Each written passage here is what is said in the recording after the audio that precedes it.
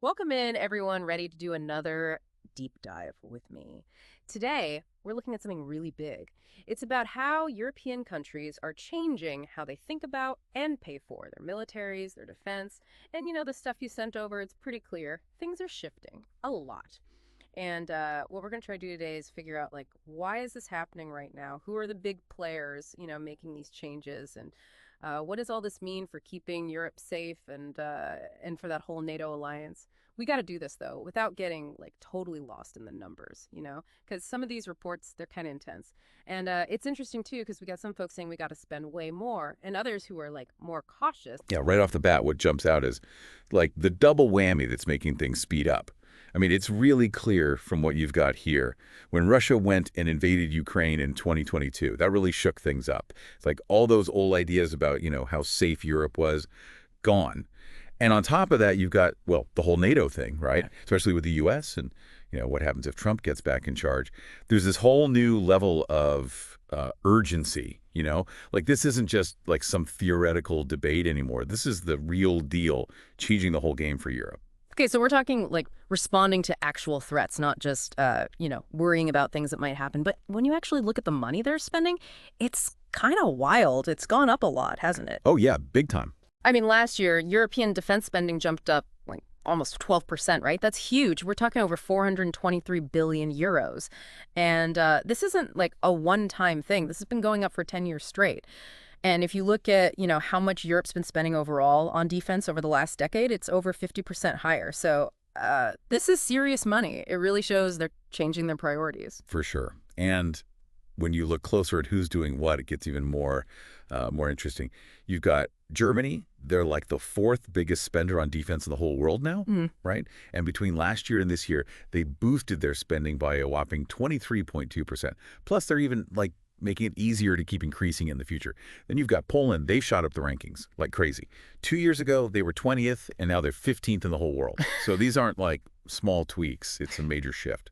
Yeah, it really does show how some countries are like, okay, we got to get serious about this. And it's not just each country on their own either. All those EU countries that are in NATO, together, they almost hit that 2% mark last year. 2% of their GDP. That's like basically all the stuff a country produces and sells, all the services and everything, 2% of that total value.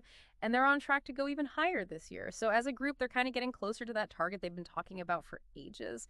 But then there's that pressure from outside, especially with Trump maybe coming back, pushing them to spend even more. And what's really fascinating about that is, how differently countries are reacting to that pressure.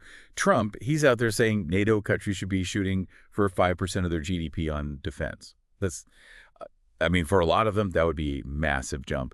And you've got some folks like Kaja Kallas from Estonia. She's publicly backing that idea. Yeah. So some are definitely willing to go big. Then you've got Macron in France. He wants to hit 3.5%, which would mean spending an extra 30 billion euros every year. So you've got some big goals out there, and those could have some pretty serious effects on their economies too. And this is where it gets like really interesting when we think about what's going to happen next. If that growth rate from last year, that almost 12% increase, if that kept going across all the NATO countries in Europe, we could, in theory, be looking at an average of 3% within 5 years. And maybe even 5% within 10. That would be like a total makeover for European defense, wouldn't it? Yeah, but it's important to remember, the stuff you sent over, it's pretty clear that for most countries, keeping up that kind of growth, it's just not going to happen. Like take Spain as an example.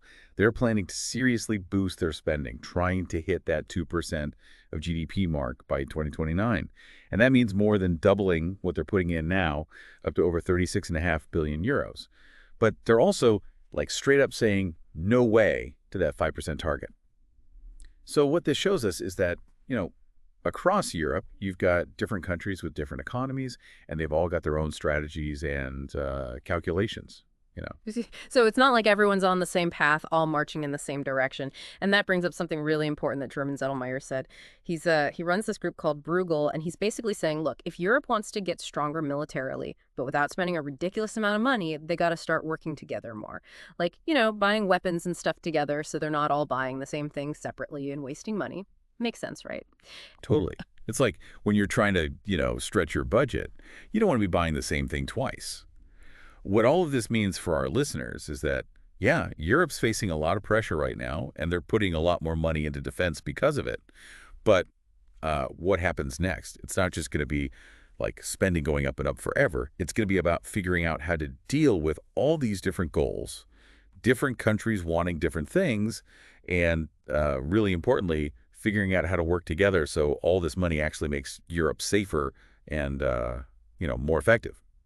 So, with all these different ambitions and limits that different European countries have, what do you think will be the hardest thing for them to overcome? The biggest obstacle to actually getting to a point where European defense is like really strong and united and really works well. That's something to think about. Thanks for joining me for this deep dive. It's been really eye-opening, a lot to think about. Absolutely. Thanks for having me.